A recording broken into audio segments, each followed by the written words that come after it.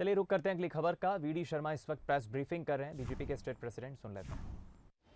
Election commission पर भी वो आरोप लगा चुके हैं। जब कोई दल या कोई व्यक्ति अपना अस्तित्व खोता है तो इस प्रकार के आरोप प्रत्यारोप अनर्गल तरीके से लगाकर अपने आप को कैसे बचाया जा सकता है, इस भूमिका में कांग्रेस आ रही है। लेकिन लोकायुक्त के बारे में जो कहा है ये अत्यंत दुर्भाग्यजनक है और इनके खिलाफ कड़ी से कड़ी कार्रवाई भी होनी चाहिए। संवैधानिक संस्था के अलावा ये देश नहीं चल सकता, बिना कानून के देश नहीं चल सकता। और कानून में संवैधानिक संस्थाएं उस कानून का पालन करती हैं, चाहे इलेक्शन कमीशन हो, चाहे लोकायुक्त हो, या भारत की सेनाएं जो सीमा पर रक्षा करती हैं। तो इसलिए दुर्भाग्यजनक है कि कमलनाथ ने इस प्रकार का बयान मध्य प्रदेश के अंदर एक संवैधानिक संस्था पर प्रश्न खड़ा किया। इसका जवाब इस चुनाव में भी जनता तो देगी ही, लेकिन देश इनको देख रहा है। देश में भी इनकी छवि कांग्रेस की, जिसको मैं कहता हूं कि कागज की वो नाव जो डूबने में कभी भी डूब सकती है, ये केवल डूबता जहाज नहीं है, तो एक कागज की नाव बची है जो कभी भी नदी में डूब जाएगी।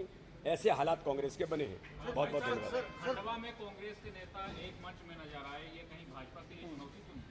कांग्रेस के नेता एक मंच में नजर आए, एक मंच में उन्होंने एकता दिखाने की कोशिश की है। वो तो हमेशा दिखाते हैं। मुझे लगता है भूपेंद्र जी को ध्यान में होगा, 2013 में भी कहाँ पर डबरा के अंदर इकट्ठे हुए थे और बुरी तरीके से नेस्तनाबूत हो गए थे। ये तो उनका हमेशा से रहा है। देखिए कांग्रेस, मैंने कहा ना, डूबता जहाज ही नहीं है, ये कागज की वो कश्ती है जो कभी भी डूब जाएगी। अब तो हालात कांग्रेस का भी बचे हैं, इसलिए चाहे वो इकट्ठे हों चाहे नहीं, हम तो कहते हैं बहुत अच्छी बात है, बिल्कुल इकट्ठे हों। लेकिन जो इकट्ठे होते हैं वो ये कहते हैं कि फसल मैं बोता हूँ, कोई और काट ले जाता है। उनके माननीय दिग्विजय सिंह के छोटे भाई और हमारे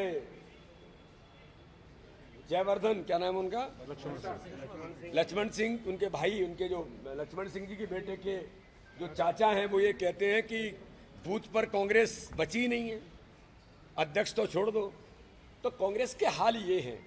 इसलिए अब वो केवल और केवल अपने अस्तित्व की लड़ाई कांग्रेस मध्य प्रदेश के अंदर तो लड़ी रही है, देश के अंदर भी यही हालत है। इसलिए इससे हम पर कोई असर नहीं पड़ता। सर, व्यक्तिगत आरोप भी ज्यादा देखने को आ रहे हैं, चाहे वो आपकी लेकर का मामला हो या चाहे दूसरे मामले हो, इस तरह के। मैंने कहा ना, ये हार की खींच है। जब व्यक्ति को लगता है कि हमारी नाव डूब रही है तो वो खींच करके इसी प्रकार के आरोप लगा सकते हैं, और व्यक्तिगत आरोप लगा करके अपने आप को बचाने का प्रयास, ये कांग्रेस का आज से नहीं, शुरू से ही करैक्टर रहा है। रामेश्वर शर्मा करे चादर और फादर से दूर रहे। चलो